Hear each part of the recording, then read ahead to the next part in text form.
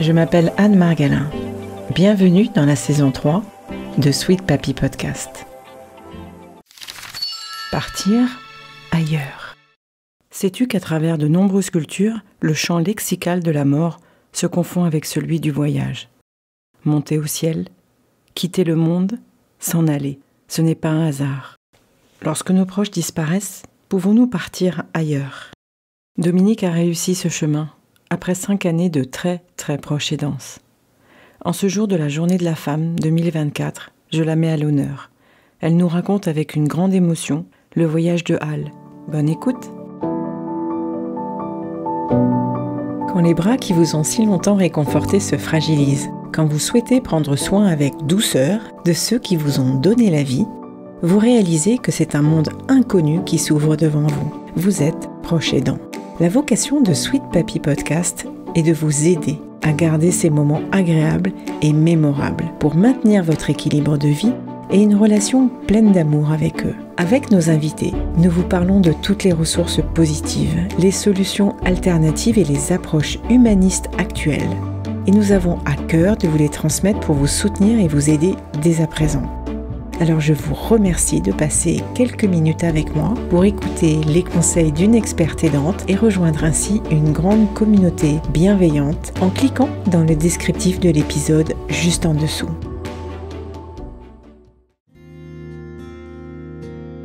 Ma question magique, c'est est-ce que tu te souviens du surnom qu'on te donnait enfant? Ah oui, ça c'est sûr, je m'en souviens, ouais. C'est Kinou. Kinou? Qu'est-ce qui te donnait ce surnom-là? Essentiellement maman. Et puis après, ça a un peu débordé sur le reste de la famille. Mais grosso modo, si je dois associer Kinou à quelqu'un, c'est vraiment maman. Ouais. Tu voudrais l'entendre encore aujourd'hui? C'est vraiment surprenant ce que tu me dis parce que oui, c'est... Bon, bah, comme tu le sais, maman a eu Alzheimer. Et finalement, un jour, j'étais désespérée face à elle, puisque finalement, elle était murée dans son silence. Elle ne me voyait pas, elle ne me regardait pas. Et j'en pouvais plus, et je me disais, c'est bientôt fini. Enfin, je veux dire, c'est pas bientôt fini, mais je n'en peux plus. Je suis physiquement épuisée de vivre cela. C'était vraiment la fin d'Alzheimer, enfin la fin d'Alzheimer, le moment difficile, on va dire, où ils vous reconnaissent plus, ou etc. Et j'étais vraiment épuisée moralement, physiquement. Et puis j'en avais marre, mais vraiment marre. Et puis en fait, j'allais me décider à partir, puisque ça faisait une demi-heure que j'étais assise face à elle, que j'essayais de capter son regard ou de capter quelques paroles, etc. Et je n'arrivais à rien et j'étais désespérée, je voulais partir. Et je me suis dit dans ma tête, bon, mais c'est fini, je ne reviendrai plus aussi souvent parce que tu te détruis et finalement ça ne sert à rien. Et je me lève et puis je me penche vers elle pour lui dire, bon, tant pis maman, au revoir quand même. Et à ce moment-là, elle me dit, je t'aime, Kinou. Et ce sont les derniers mots que j'ai entendus, enfin pas les derniers mots, mais les derniers mots, on va dire, qui avaient du sens. Et c'est dingue, quoi, voilà. Et finalement, bah oui, forcément, ça remet les choses à leur place. Hein. Bon, donc c'était une belle question pour ah démarrer. Oui, tout à fait. Ça pouvait pas mieux tomber, surtout avec ce que j'ai vécu la semaine dernière, ça pouvait pas mieux tomber, quoi. J'ai vraiment repensé à ça, oui. Bon, en tout cas, je te remercie d'être présente et je voudrais te demander si tu veux bien te présenter. Ok, je vais me présenter. Donc, je m'appelle Dominique Bons. J'ai 60 ans depuis 2 jours. J'ai un parcours assez atypique dans le sens où j'étais ingénieure quand j'étais jeune et puis au fur et à mesure de mon évolution pro et de mon évolution de vie, j'ai changé. Plus j'allais vers l'humain et je quittais la technique. Et donc aujourd'hui, je suis coach spécialisée pour les gens hypersensibles, les surdoués, mais pas que. Enfin, en tout cas, ce que j'appelle les hypersensibles, et plus particulièrement les femmes. Alors, tu es toi-même hypersensible, on est bien d'accord? Je suis moi-même hypersensible et je ne l'ai découvert que fort tard. Voilà. Je pense que si on avait mis un mot là-dessus chez moi plus tôt, ça m'aurait peut-être évité bien des déboires. Et puis, et voilà. Oui, effectivement. Et puis, au début, j'ai fait du coaching d'affaires et puis du coaching professionnel pour aider les gens à créer leur boîte. Et en fait, je n'attirais à moi, finalement, parce qu'on attire que ce qu'on est en général, il n'y a pas photo, et je n'attirais à moi que des gens qui, effectivement, avaient une vraie sensibilité, une vraie hypersensibilité. Et c'est comme ça que je me suis plutôt spécialisée là-dedans. Donc, je suis allée me former chez Jeanne Siofachan pour les surdoués. Puis après, j'ai développé des outils par moi-même. Voilà. Tu as des belles spécialités, en tout cas, autour de toi. On en a déjà parlé.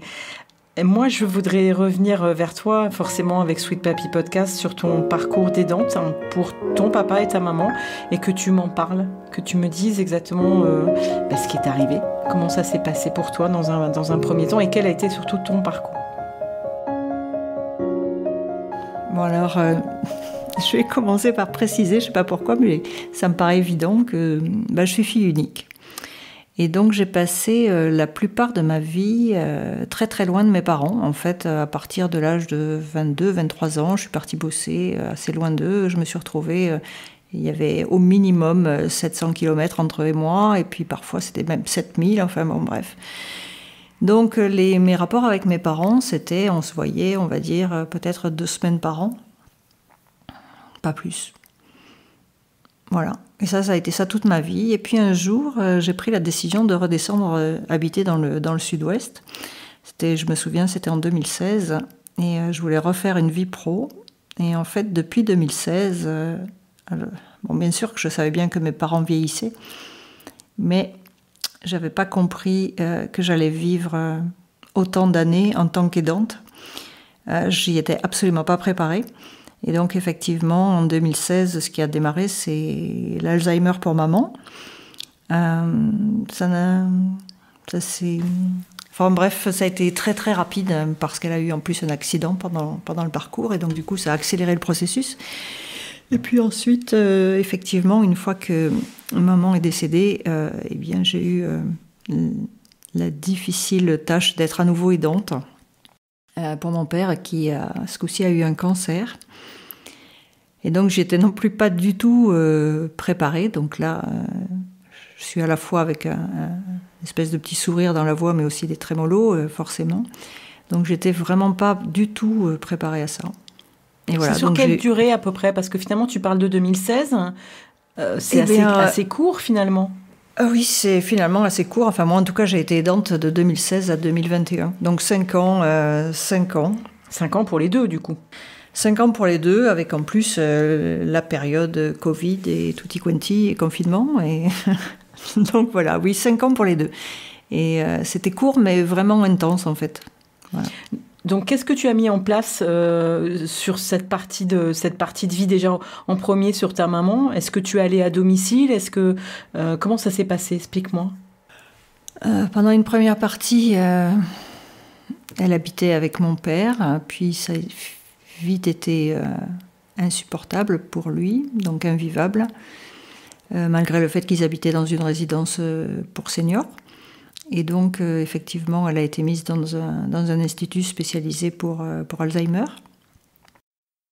À partir de ce moment-là, on allait la voir. Donc, c'était dans la même ville que la ville où habitaient mes parents, et c'était, on va dire, à 30 km de chez moi. Donc, c'était pas foncièrement très loin, mais c'était pas juste à côté non plus.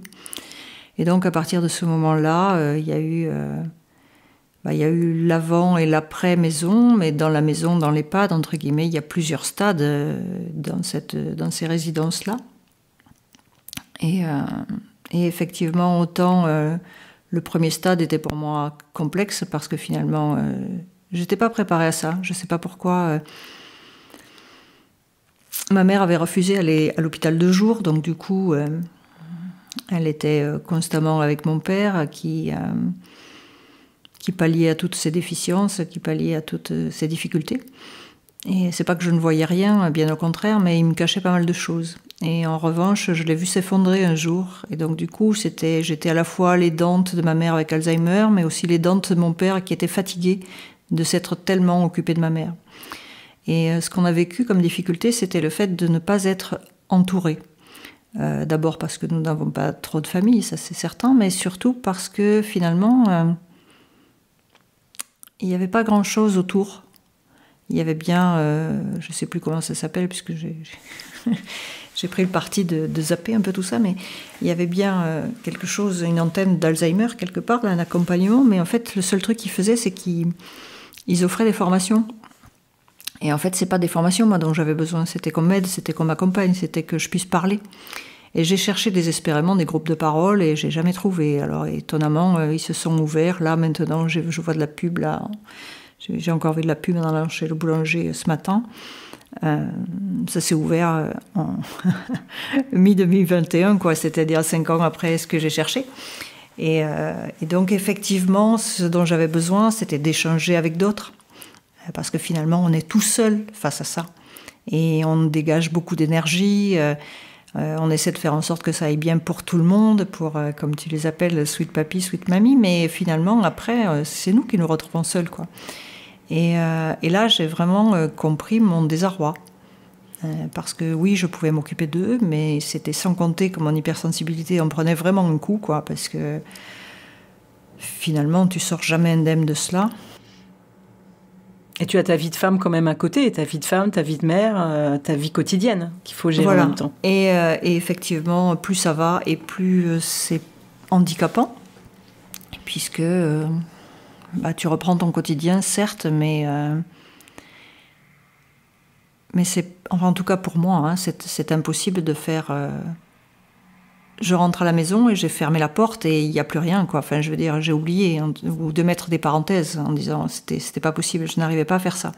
Et donc, du coup, j'ai dû effectivement mettre en place des choses par moi-même. Il y a eu un moment où je me suis vue stressée. Enfin, stressée n'est pas le mot, en fait, hein, parce que finalement, oui, tout est compliqué, mais c'est pas vraiment... Je me suis vue, comment dire, perdre mon énergie. C'est-à-dire que je la leur consacrais et j'en avais peu pour moi. Et donc, tout devenait complexe. J'avais aussi une vie pro et donc je donnais à mort quand il fallait faire des animations, ce genre de choses. Enfin bon, bref, dans mon métier de consultant aussi en entreprise. Et au final, je prenais pas suffisamment soin de moi et il fallait vraiment que j'évacue toute la peine que j'avais parce que finalement, j'avais beau faire semblant quand j'étais avec eux, parce que finalement, on fait comme si, non pas comme si de rien n'était, mais on fait comme si tout allait pour le mieux possible. Même si c'est compliqué. Et en fait, finalement, il y a un moment où on a besoin d'exprimer cette peine-là. On a besoin de l'extérioriser. Et ça, il n'y avait rien autour de moi pour faire ça. Et donc, c'est là où je dis, j'ai décidé de le développer par moi-même parce que c'était pas possible. Et donc, du coup, quand j'allais puisqu'elle est passée dans différents stades au niveau de l'EHPAD, et donc il y a eu un stade où, enfin, moi je trouve ça vraiment très complexe, quoi. Parce que là, il n'y a plus aucune communication, et on voit bien que tous les aidants qui vont là, on est tous là, et on est tous confrontés au même problème. C'est-à-dire qu'on est face à notre père ou à notre mère. On est plein d'amour avec eux, mais cependant, on n'est pas... c'est difficile. Il n'y a plus de dialogue puisqu'on est en deuil blanc, oui. Voilà, il n'y a plus de dialogue et finalement, on n'aime pas vraiment, non pas la personne qui est en face de nous, mais finalement cette coquille vide, quoi, ou qui nous semble vide. Et puis on n'aime pas non plus se sentir pas bien, on n'aime pas se sentir en défaut, on voudrait être toujours bien, quoi, face à l'autre, et c'est très complexe, quoi. Et donc je me voyais vivre, puis je regardais les autres aidants à côté, et finalement, il se trouve que même parfois, souvent, je leur ai proposé de faire des réunions groupées, quoi, parce qu'on nous mettait chacun, sinon tout seul, à une table, les uns séparés des autres, face à nos parents qui ne parlaient plus, et finalement... Il y a eu un moment où c'est moi qui organisais le truc et je disais, écoutez, on va mettre 3 tables ensemble et puis on se mettra à 6 et là au moins ça permet de faire des dialogues et parfois finalement c'est l'autre aidant qui fait sourire ton père ou ta mère et t'es content parce que finalement tu le vois un peu réagir et alors que toi tu n'y arrives pas tout seul, quoi. Et finalement ça met aussi de la com, donc j'ai finalement organisé par moi-même des petits cercles de parole, finalement. Des petits cercles de parole au sein de l'EHPAD plus, ce que j'appelle l'EHPAD plus. Hein. Et puis Et puis après, il a fallu que je m'occupe de moi. Il a fallu que je m'occupe de moi parce qu'en bonne hypersensible, j'avais le sentiment de rentrer chez moi avec certes de la peine, mais aussi avec les énergies du lieu. Parce que finalement, ces lieux sont chargés d'énergie de peine, d'énergie de colère, d'énergie de je ne sais quoi, d'énergie de mort, et rarement d'énergie de joie, malgré le fait que certains personnels soignants soient très sympathiques, etc. Mais il n'empêche que c'est pas l'endroit où tu t'éclates, quoi. Il faut pas rêver, quoi. Et donc,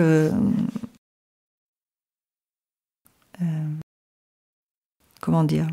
En fait, il y a plusieurs styles d'hypersensibilité, donc je me suis adaptée à moi, mais ce qui est valable pour moi serait valable, on va dire, pour un tiers des hypersensibles.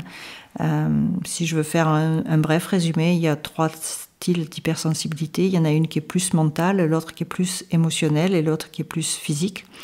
On est tous un peu des 3, mais on fonctionne plus selon un type. Donc moi, typiquement, je suis plutôt dans le genre mental, c'est-à-dire que ça a beaucoup gambergé là-haut, au point même que finalement mes émotions n'arriveront peut-être pas à sortir. Je vais peut-être même tellement me bloquer que je vais être toute dans mes pensées, mais je n'arriverai jamais à exprimer ma peine si je ne fais pas attention, ni même je la ressentirai pas physiquement. Alors que d'autres vont se mettre à le sentir très fort dans leur corps, c'est là où on parle d'hypersensibilité corporelle.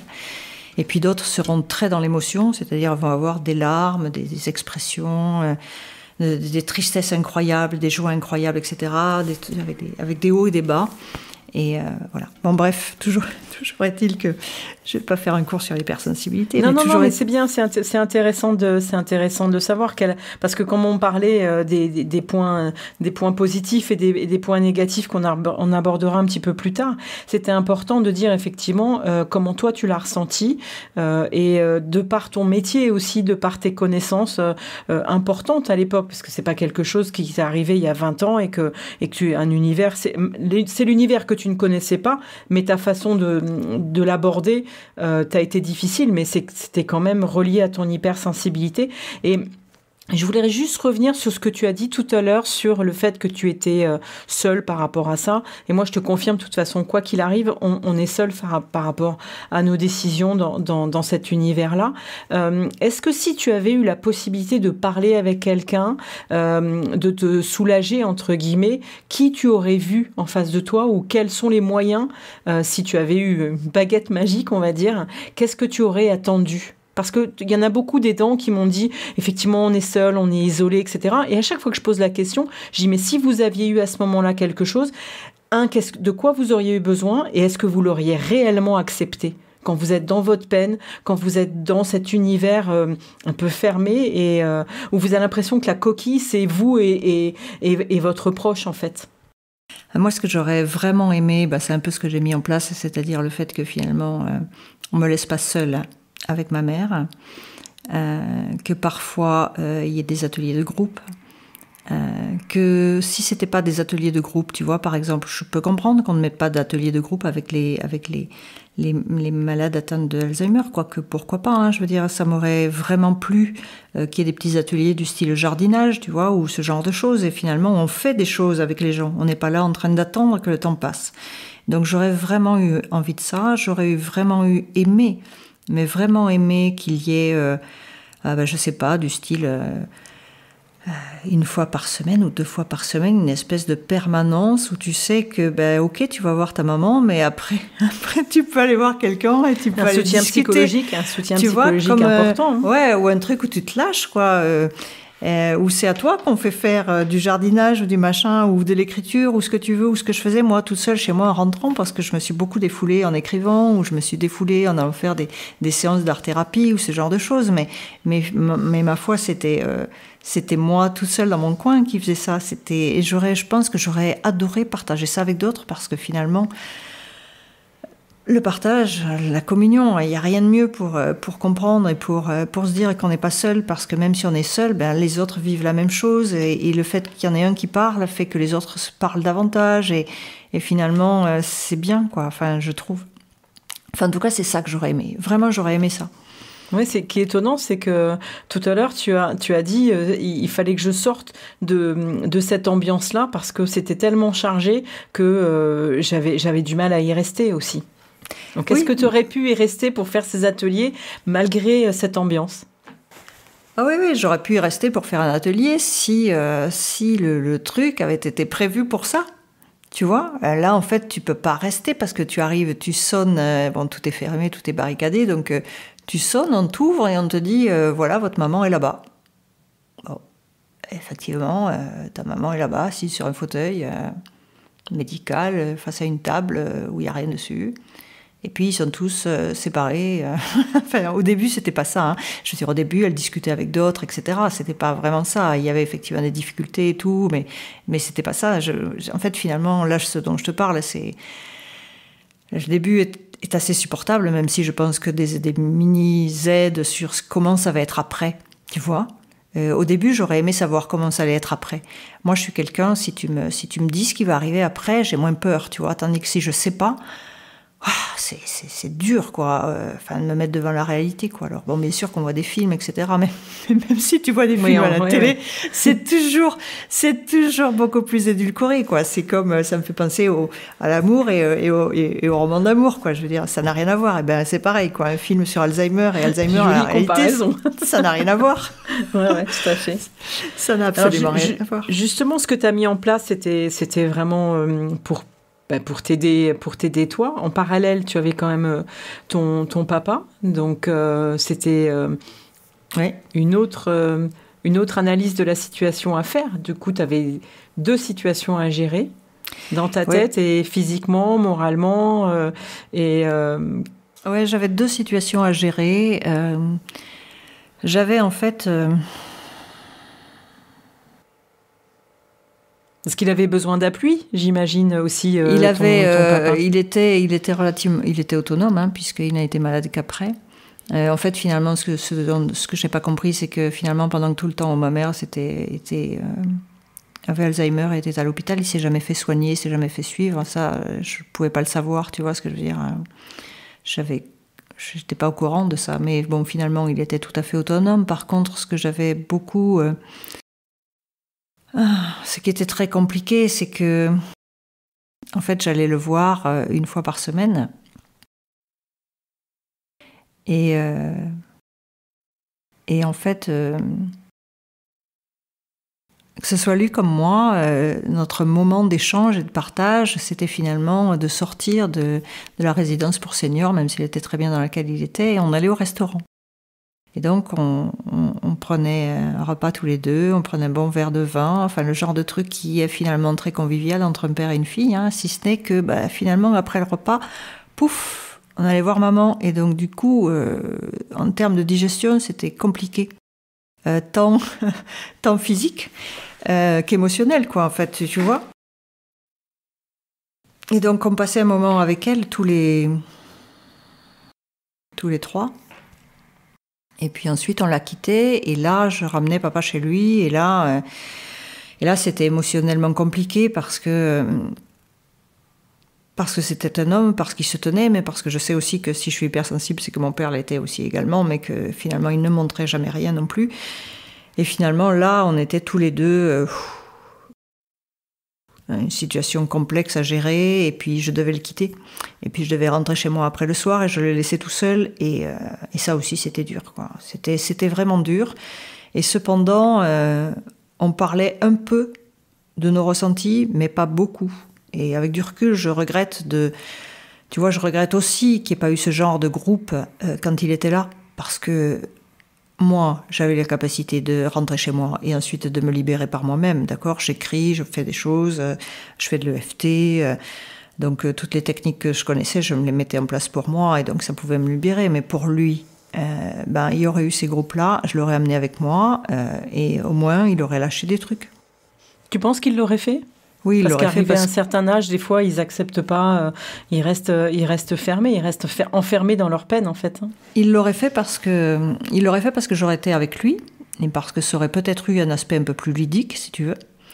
Parce qu'effectivement, une fois, à partir du moment où maman est rentrée dans cette EHPAD, nous avons eu droit au démarrage à un entretien avec un psychologue, le psychologue de l'EHPAD. Et donc, mon père y est allé et effectivement, il a pleuré. Mais il a avoué que ça lui avait fait du bien de pleurer, mais quand le bonhomme lui a proposé de revenir, il ne voulait pas. Par contre, ça aurait été des trucs en groupe où je l'aurais attiré, etc. Oui, je pense qu'il serait venu. Oui. Voilà, donc ça, j'ai regretté qu'il n'y ait pas ça, si c'était ta question. Moi, je vais revenir vers toi pour savoir si, dans tout ça, parce que c'est quand même un peu la philosophie de Sweet Papy Podcast, est-ce que dans tout ça, tu as eu des points positifs dans le sens où est-ce que ça t'a changé, est-ce que ça t'a apporté des choses toi-même en tant qu'aidante, est-ce que ça t'a transformé, est-ce que ça a changé ta vision de la vie, c'est facile à dire, mais voilà, qu'est-ce que ça t'a apporté?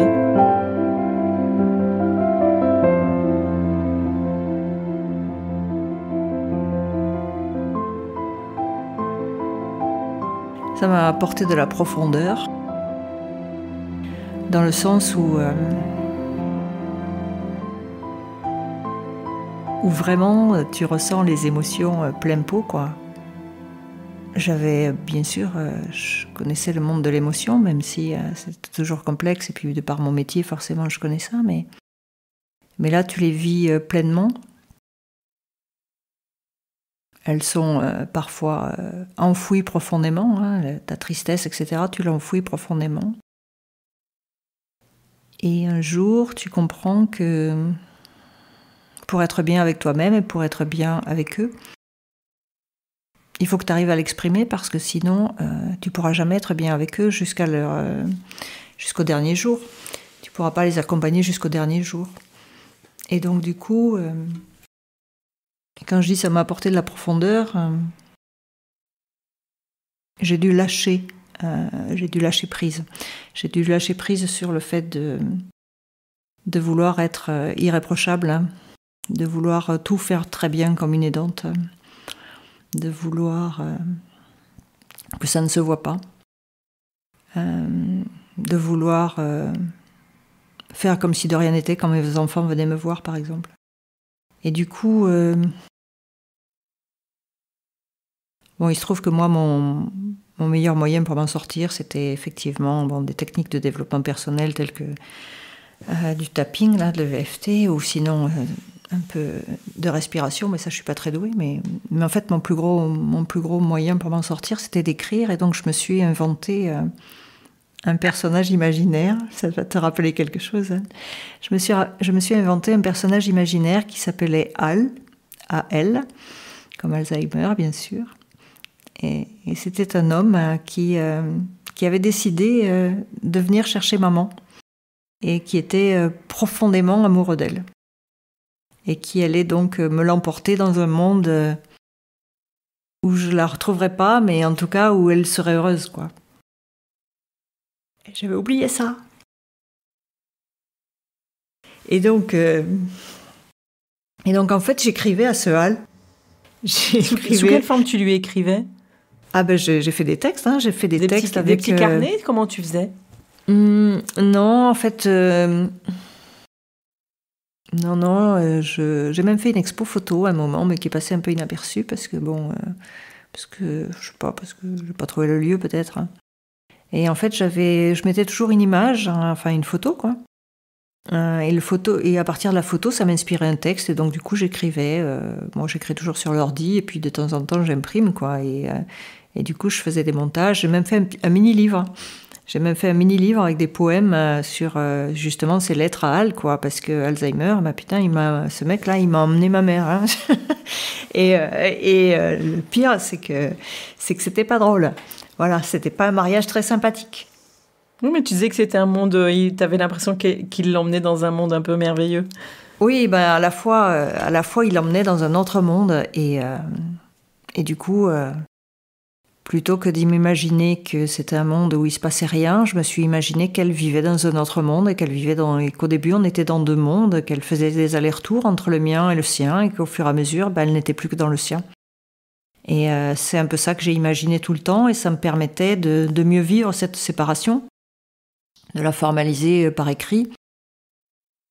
Et également, parfois, je lui écrivais à ce bonhomme-là des lettres de colère parce que j'étais absolument révoltée et d'une tristesse incroyable parce qu'il m'arrachait le cœur, en me l'enlevant. Et du coup, ça me permettait d'avouer ma peine, d'avouer ma vulnérabilité, d'avouer toute ma tristesse, Et d'avouer toute la difficulté que c'est d'être aidant, parce que mince, c'est pas facile. Je crois que facile, ouais. De toutes les... au début, ça va, mais pour moi, en tout cas... pour moi, c'est certainement une des choses les plus... même si, oui, je ressors grandi, je ressors avec beaucoup plus de profondeur, je ressors avec... Mais c'est compliqué, je veux dire, ça arrive à un moment où tu as envie de vivre pleinement ta vie de femme, tu n'as plus d'enfants en général, tu es libre, tu es censé être libre, tu voudrais finir ta vie trop tranquillement ou au contraire la rendre encore plus brillante, en tout cas t'épanouir, et en fait, poum, tu as ça qui te tombe sur les bras, Et donc c'est quand même un peu difficile à gérer, donc pour en tirer le meilleur, il faut apprendre qui on est, et moi ça m'a permis d'apprendre qui je suis, c'est-à-dire à quelqu'un qui, si je ne parle pas, si je n'exprime pas mes émotions, physiquement je m'oublie et mon corps souffre et je peux avoir des douleurs sans même m'en rendre compte jusqu'au moment où je ne vais plus pouvoir bouger un bras, bouger le machin parce que j'ai pas fait gaffe à moi, Je veux dire, c'est aussi simple que ça. Ouais, parce que dans ce que tu dis, ça me fait penser à, moi en tant qu'aidante et dans le discours des autres aidants, c'est comme si on avait à ce moment-là, au moment du point de bascule et quand il faut aller les aider, c'est comme si on avait une perte d'identité. On avait une identité différente et d'un seul coup, on se retrouvait, déjà le parent de nos parents, ça c'est classique, mais du coup, on mettait de côté un peu notre personnalité pour pouvoir avoir le plus d'énergie possible à tout gérer et à leur donner. Et j'ai entendu quelqu'un me dire j'ai réussi mon job d'aidante. J'ai réussi à tout mettre en place et j'ai réussi mon job d'aidante. Et je dis mais réussir, c'est un mot positif quand même, c'est quelque chose d'important. Et alors que la perte de personnalité, c'est un mot négatif. Donc je suis contente que tu m'aies parlé de Hal parce que c'est une perspective différente, je trouve, qui permet effectivement c'est une psychothérapie, ton truc. Oui, c'est comme ça que je me le suis fait, parce que l'idée, c'est effectivement, je veux dire, ce que tu vois est digne de voyage dans d'autres mondes. Il faut pas rêver. Je veux dire, il y a bien un moment, ils sont plus là, et soit tu pars du principe qu'il n'y a plus rien, soit tu pars du principe qu'il y a un autre monde. Et je préfère de loin, et je suis même persuadée, je ne mettrai pas ma main au feu, mais je suis persuadée qu'il y a effectivement un autre monde dans lequel ils s'évadent parce qu'ils ne veulent plus être dans la vie. Et il faut l'accepter. En tout cas, cette maladie, de toute façon, on peut difficilement lutter contre. Et remarque dans toutes les maladies, parce que mon père, avec le cancer, il s'évadait de rien du tout, mais tu peux pas non plus refuser le cancer, Donc, il y a un moment, il faut apprendre à accepter. À l'EHPAD, ils disent quand ils parlent, parce qu'ils sont mélangés à l'EHPAD de Sweet Papy 2, ils sont mélangés, les Alzheimer qui sont pas trop atteints, mais ils sont mélangés avec les autres résidents, et à chaque fois, les infirmières me disaient « Elle est partie au pays des papillons ». Ah, c'est beau. J'ai pas eu ce genre d'humour, mais c'est beau. Et effectivement, j'ai eu, contrairement, je pense à toi, un Alzheimer très très court, finalement, mais vraiment très très intense, parce que je pense qu'il y a tous les profils sont différents et tous les accompagnements sont différents. En 2016, ce qui s'est passé, c'est que maman avait fait une crise cardiaque, on lui a mis une pile au cœur. Et en fait, le fait de changer son rythme cardiaque a accéléré le processus d'Alzheimer. Et donc, on est passé de quelque chose qui était quasiment invisible à un truc assez dingue déjà. D'accord ? Donc, il n'y a pas eu de grande progression. Donc, les phases d'accoutumance étaient plus plus difficile à faire, puisque forcément c'était par paliers très très violents. Et quand je discutais avec certains des accompagnants qui étaient là, enfin certains aidants, il y a les deux cas en fait. Il y a des Alzheimer très rapides et puis des trucs avec un cheminement lent. Alors je ne sais pas parler du cheminement lent, toujours est-il que le cheminement rapide c'est intense quoi. Enfin je veux dire, il faut si t'es pas accompagné toi-même, c'est vraiment complexe quoi. Et en plus de ça, en mi-parcours, une nuit elle s'est levée et elle est tombée. Et elle est tombée sur la tête. Donc elle s'est fait un hématome au cerveau et du coup ça a encore plus accéléré le processus, d'accord ? Donc il y a eu 2 accélérations, donc bon, je n'ai aucun avis à donner sur le sujet, hein. Il se trouve que du coup ma période a été très très rapide avec des dégradations très rapides aussi, physiques, intellectuelles, à tout niveau. Et voilà, donc c'est aussi pour ça que la période des danses sur Alzheimer a été de 2016 à 2000. De 2016 à 2020. Et effectivement, elle est décédée en 2020. Voilà. Donc c'était très rapide.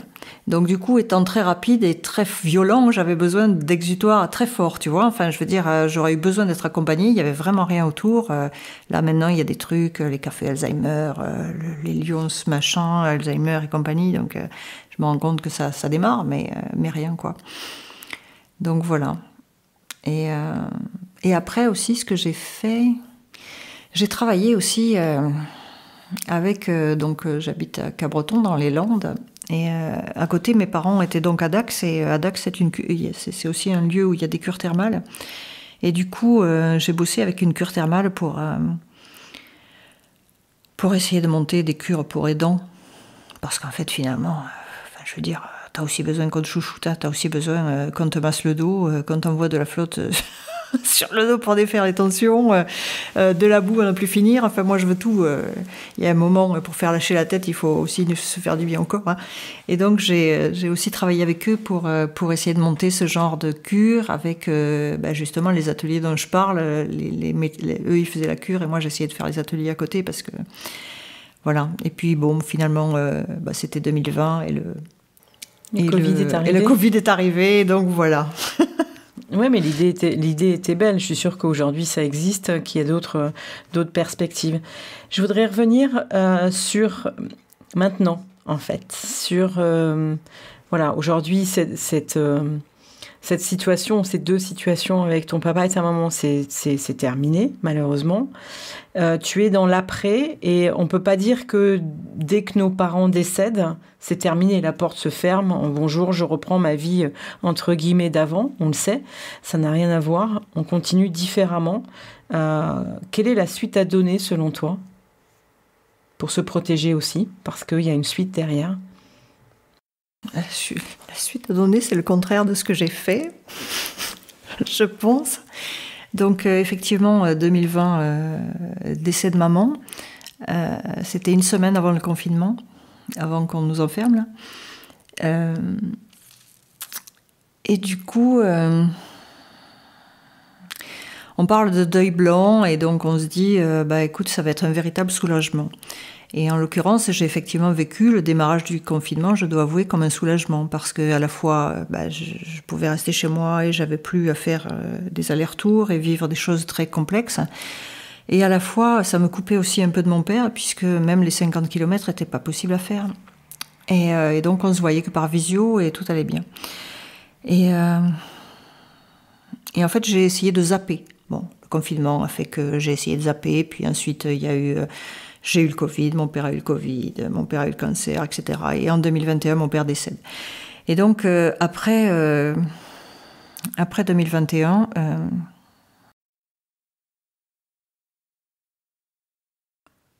j'ai fait comme si...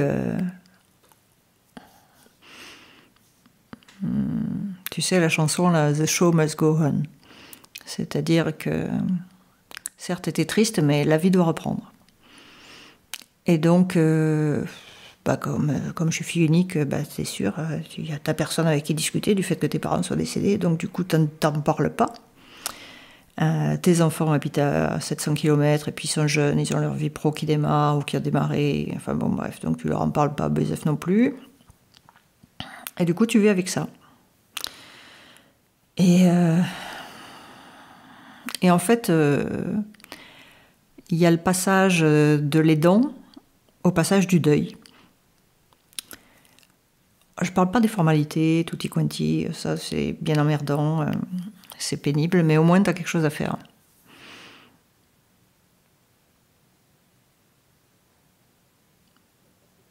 Et après, c'est effectivement quelque chose où tu t'occupes, tu fais des choses, etc. Je suis partie en vacances, je suis allée au Portugal, enfin bon, peu importe, j'ai fait des trucs, j'habite au bord de la mer, donc voilà. Mais en fait, oui, c'est effectivement le vide. Et là, c'est compliqué parce que finalement, tu t'en rends pas compte, mais ce vide-là t'étouffe progressivement. Si justement tu n'arrives pas, on dit qu'il faut remplir le vide, mais je crois que la formule dans ce cas-là n'est pas bonne. Il faut vider le vide. D'accord ? Donc ce que j'ai fait, c'est que j'ai essayé de remplir le vide, c'est-à-dire je me suis occupée, j'ai fait des choses, pas suffisamment bien sûr, puisque c'était des périodes après Covid et machin, donc tu fais pas grand-chose, mais bon bref, je me suis occupée. Et finalement, tu prends pas de temps non plus. T'as tenu bon pendant tout le temps, alors tu voudrais craquer, mais bon, tu te dis, il faut quand même profiter du truc, tu craques pas encore, etc. Et finalement, tu te rends compte qu'il faut vider le vide, c'est-à-dire le vide. Ah, je sais pas si c'est un vide, tu vois, il y a un gros soupir, mais je m'entends soupirer. Le vide, c'est comme un puits sans fond, si tu fais pas attention, il te tire vers le bas.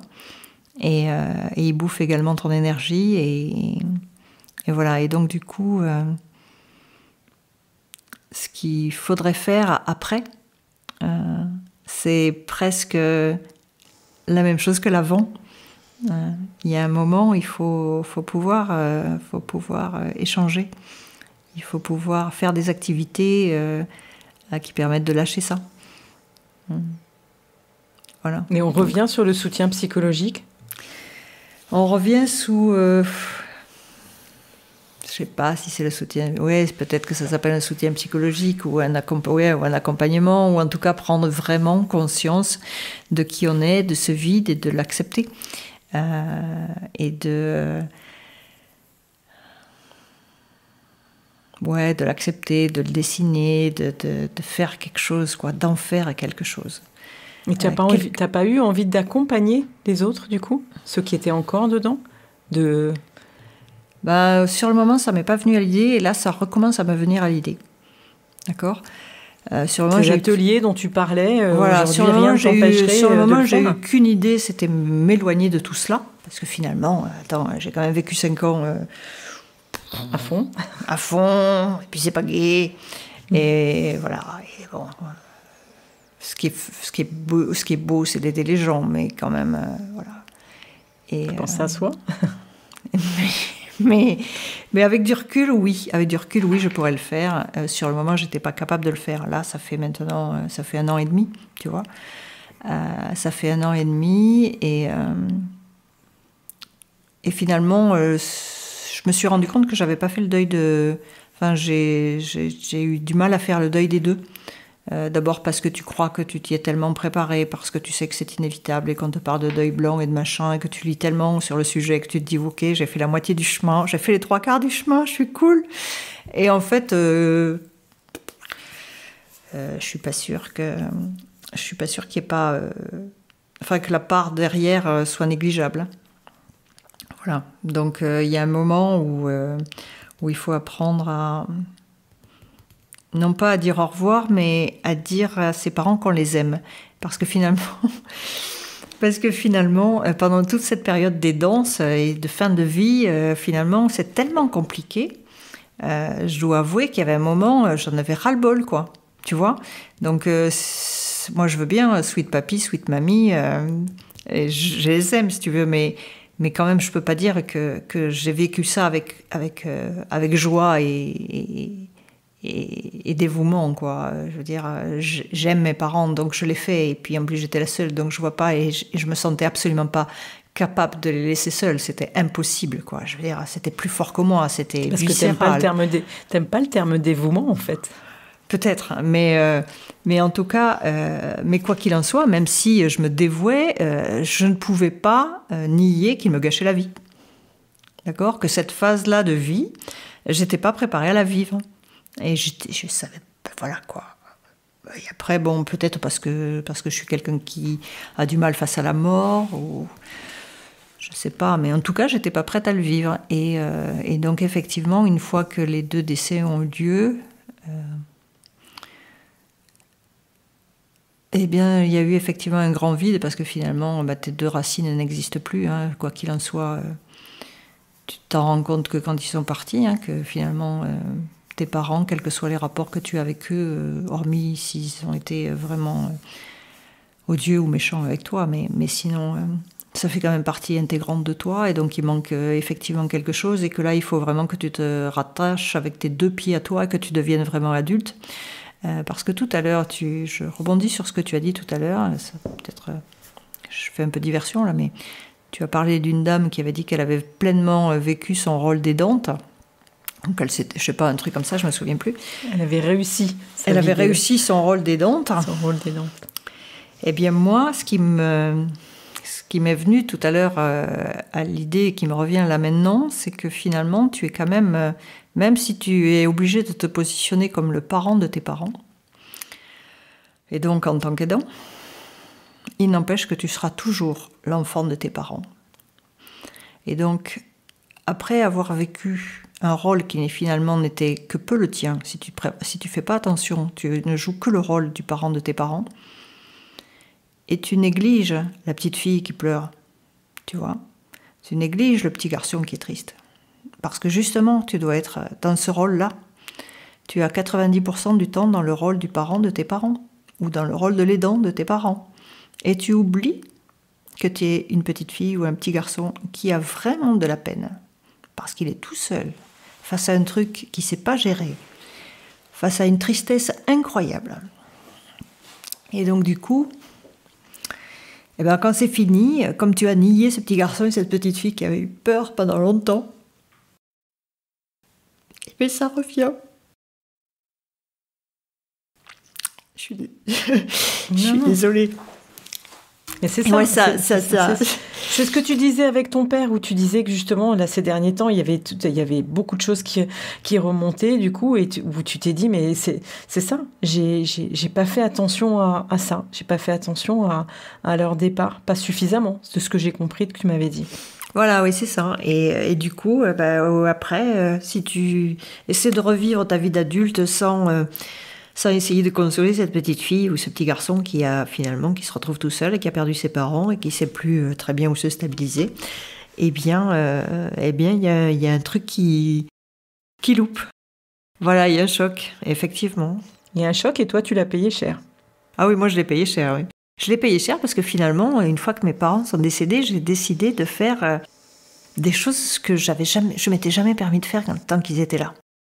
Et du coup, j'ai complètement zappé cette phase de deuil de la petite fille. J'ai voulu passer directement à la phase je vais tourner la page et je vais enfin oser faire ce que jamais j'aurais osé faire si mes parents étaient là.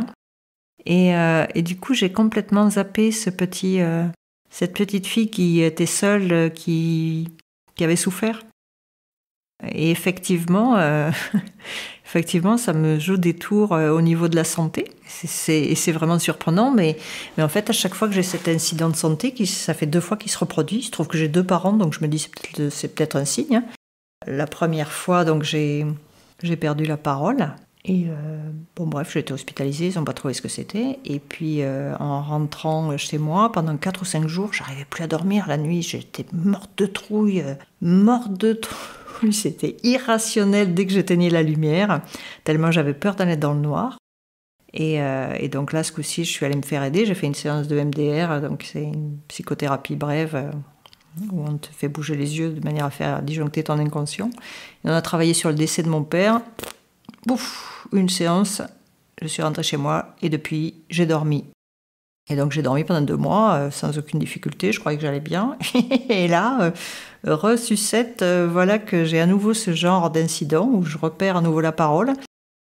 Et là j'ai fait plus que perdre la parole, puisque j'ai perdu la parole et l'usage des membres. Et ça pendant 10 minutes. Et vraiment je le souhaite à personne, parce que j'entendais tout et je voyais tout. Et je me suis dit, mon Dieu, c'est pas possible, tu vas rester scotché dans ton fauteuil, là, comme ça, tes enfants vont venir te voir, ils vont même pas se rendre compte que tu comprends, que tu es incapable de leur dire bonjour, de leur dire quoi que ce soit, alors que dans ma tête, tout fonctionnait. Et là, c'est là où je me suis dit, l'état dans lequel je suis, on dirait ma mère quand j'allais la voir avec Alzheimer, quoi. Et tu as commencé l'interview tout à l'heure en me parlant de Kinou, et en fait, ça m'a fait penser à maman qui m'avait dit pour la dernière fois, je t'aime Kinou, et je me demande si, là non plus, j'arrive plus à dormir la nuit. Je me demande si c'est pas le deuil de ma mère que j'arrive pas à faire. Et là, c'est-à-dire, voilà. Donc, s'il y a un conseil pour tous les gens, c'est surtout ne faites pas comme moi. C'est-à-dire que pendant toute la période des dons, ce que j'ai fait, c'est bon, c'est parfait. En revanche, pour la phase juste après, il y a un moment où il faut tenir compte de soi. Hein. Il faut accepter que l'enfant qu'on est a de la tristesse et accepter de le dire et accepter de le vivre pleinement. C'est pas la peine de se cacher la face, sinon on a un retour de bâton. C'est étonnant parce que j'ai interviewé quand même pas mal d'aidants, j'ai eu des contacts avec beaucoup d'aidants et jamais personne n'est revenu vers moi concernant l'après. Moi, je travaille beaucoup sur la prévention, sur l'avant, au moment où il y a le point de bascule, sur le pendant, quelles étapes tu peux mettre en place. Et finalement, tu es la première à introduire, entre guillemets, ces étapes à mettre en place après, selon ce qui s'est passé, et bien entendu, selon son caractère, sa façon de vivre, son caractère, ses sensibilités. Voilà, je pense que ça dépend beaucoup des gens. Tu sais, c'est comme tout processus de deuil. Hein. Il y en a qui le font plus facilement que d'autres. Et ces processus d'acceptation de la maladie et ces processus de deuil, il y en a qui le font plus vite que d'autres. Et perso, en tout cas, je ne sais pas s'il faut un accompagnement après. Mais je pense que s'il y avait un accompagnement, ça serait bien de nous informer sur le fait qu'après, on peut avoir ce genre de mécanisme, c'est-à-dire ce mécanisme de fuite. Tellement on en a, je veux pas dire le mot, mais tu sais, des fois on ferait pouet parce que j'aurais des chier. Oui, mais tu as énormément d'aide aujourd'hui pour tout ce qui est mécanisme de deuil. Après le deuil, tu as des tas de formations, des tas d'aides de tous les côtés. Mais sans rentrer dans la partie deuil, dans l'après-aidance, au moment où tu ne l'es plus, tu n'as rien. Tu n'as aucune information, tu n'as aucun accompagnement. Non. Au moins te dire, parce que c'est fini, on te dit au revoir madame, merci, vous pouvez venir chercher les affaires. Voilà, vous avez 3 jours pour venir chercher les affaires, etc. Et tu repars avec un sac plastique. Et je sais pas, même au minimum, tu vois, un petit flyer, quoi. Un petit truc, tu vois. Où je te dis pas de te faire revenir pour aller voir un psy à l'endroit où ça va pas le faire du tout. Hein. Mais je sais pas. Juste un truc qui te ferait ouvrir les yeux sur le fait que derrière, c'est pas si facile que ça et qu'il faut peut-être faire quelque chose. Et que tu pourrais peut-être éventuellement vivre ça et ça. Et que si c'est le cas, alors. Voilà, c'est tout. De manière à voilà, c'est toujours de la prévention. Tu vois ce que je veux dire ? On n'est pas forcément sur d'après. Voilà, sur la prévention d'après, je pense que ça, c'est...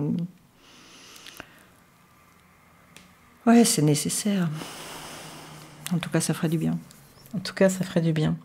Alors, je voudrais terminer cette interview sur le fait, et on ne l'a pas dit jusqu'à maintenant, que tu es podcasteuse, comme moi. Récente, mais podcasteuse. Donc, je vais te laisser en parler, parce que c'est un très joli podcast.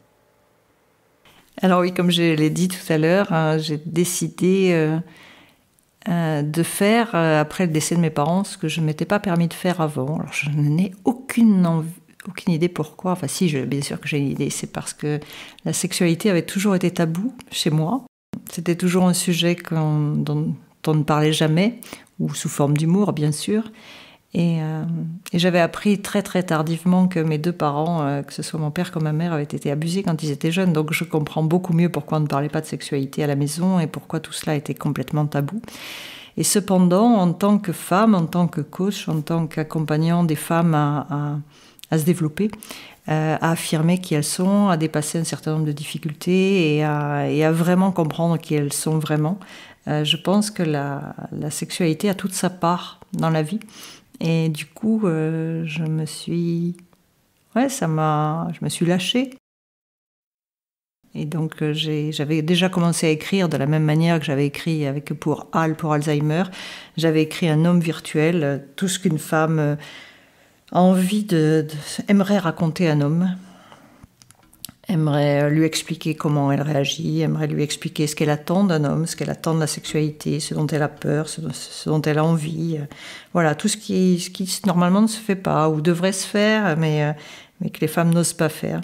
Et donc du coup, effectivement, j'ai lancé ce podcast et c'est comme ça que je t'ai rencontrée. Et donc ce podcast s'appelle Elle ose. Je vais faire ma pub. Elle comme E2LE et puis Oz, OZ, un peu comme le magicien d'Oz, parce que je pense que toutes les femmes, on est un peu des magiciennes et qu'il faut se le permettre. Puisqu'on est des magiciennes, on est suffisamment bonnes pour aider nos parents, pour mettre un peu de magie dans leur vie, même en fin de vie. Et donc du coup, pourquoi ne pas mettre de magie dans la nôtre et aussi dans notre sexualité ? Voilà, donc c'est ça le podcast. Ouais, tu as fait un podcast hyper sensible. Moi que j'adore, qui est superbe. Je t'écoute à tous les épisodes et vraiment je conseille à tous je mettrai le lien dans l'épisode en dessous. Mais franchement, merci de l'avoir fait parce que tu passes encore une fois de plus un message d'une sensibilité, d'une douceur et en même temps tellement sensuel que c'est superbe. Voilà, comme ta voix d'ailleurs. C'est la voix. En fait, le truc, c'est la sensualité, c'est le sens. Et donc, on en a plein, bien sûr, on en a les 5 sens, mais on en a plein d'autres. Et donc, mettre du désir dans sa vie, c'est pas que sexuel, mais ça peut être aussi sexuel d'ailleurs, même si on parle beaucoup de sexualité, et on parle de plein d'autres choses dans ce podcast. Et voilà, quoi, c'est... Ouais, ça me fait vraiment du bien. Et puis en plus, je suis sûre que mes parents sont ravis. Et je suis sûre qu'au-delà, ils me l'entendent. Et voilà. Et donc ça me botte parce que je me dis, c'est tout ce qu'ils n'ont jamais dit ou jamais fait de leur vie. Et c'est absolument génial. Et maintenant, je vais le faire et tout va bien. Et j'ai peur de rien. Bah, écoute, je suis ravie en tout cas de t'avoir reçu. Est-ce qu'il y a quelque chose que tu voudrais me dire en tant que... Sweet Papy, enfin, comment te dire, est-ce qu'il y a quelque chose que tu voudrais m'envoyer comme message à travers Sweet Papy Podcast ? Qu'est-ce que tu attendrais de Sweet Papy Podcast ? Eh ben, j'attends de Sweet Papy Podcast. D'abord que tu continues sur la lancée parce que ça fait du bien, je pense à tous les gens qui sont aidants, qu'un podcast se transforme en accompagnement. Se transforme en conseil, bien sûr, se transforme en... En fait, le podcast, c'est parler, c'est donner des conseils, c'est apporter une énergie de vie, ce dont tous les gens ont besoin. Et finalement, moi, ce que je ne saurais trop te conseiller de faire, c'est de continuer parce que c'est super bien et de mettre ce que tu dis en pratique tu vois, dans le genre d'accompagnement dont on a parlé. Voilà. Parce que les gens en ont besoin, parce que tu as toute la gratitude et la bienveillance pour faire ça. Merci. Et que... voilà, c'est à peu près tout. Mais oui, c'est un peu ça que je veux dire à Sweet Papy, parce que c'est bien d'en parler. Et puis après, en parler, c'est une forme d'accompagnement. Aider les gens à en parler, c'est aussi une autre forme d'accompagnement. Et puis après, il y a tout l'accompagnement qui va avec, ou en tout cas la présence, et ça, c'est fabuleux. Mille merci. Je t'en prie. C'était un plaisir pour moi. Oui, ça m'a fait très plaisir. Ouais. C'est nos Sweet Papy. C'est pour eux, c'est pour nos Sweet Papy. Mille merci en tout cas.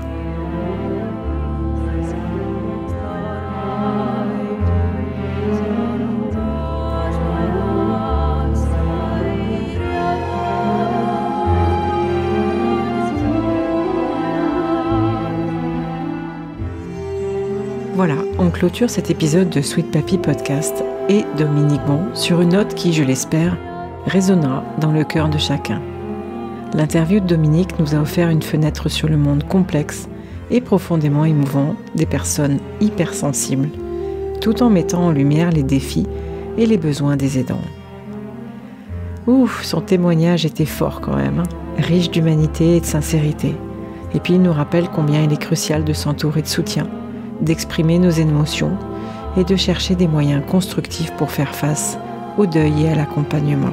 Alors si cette conversation t'a touché, n'hésite pas à partager cet épisode autour de toi. Peut-être qu'il résonnera avec quelqu'un d'autre, quelqu'un qui, dans le silence de sa lutte, cherchait justement à entendre ces mots. Rejoins-nous dans cette aventure d'écoute et de partage, car ensemble, nous pouvons faire la différence entre aidants. N'oublie pas de t'abonner à Sweet Papy Podcast pour ne manquer aucun de nos épisodes. Et si le cœur t'en dit, laisse-moi un commentaire ou une évaluation. Chaque partage, chaque mot compte et aide à porter notre message plus loin. Justement, pour aller encore plus loin, et si tu te sens appelé à explorer cet univers d'accompagnement, de deuil et d'expression émotionnelle, pourquoi pas nous rejoindre, Dominique ou moi, dans un atelier ou une session découverte. Rendez-vous sur notre site ou dans le lien de l'épisode ou nos réseaux sociaux pour plus d'informations. Merci d'avoir été avec nous aujourd'hui. Prends soin de toi et des autres.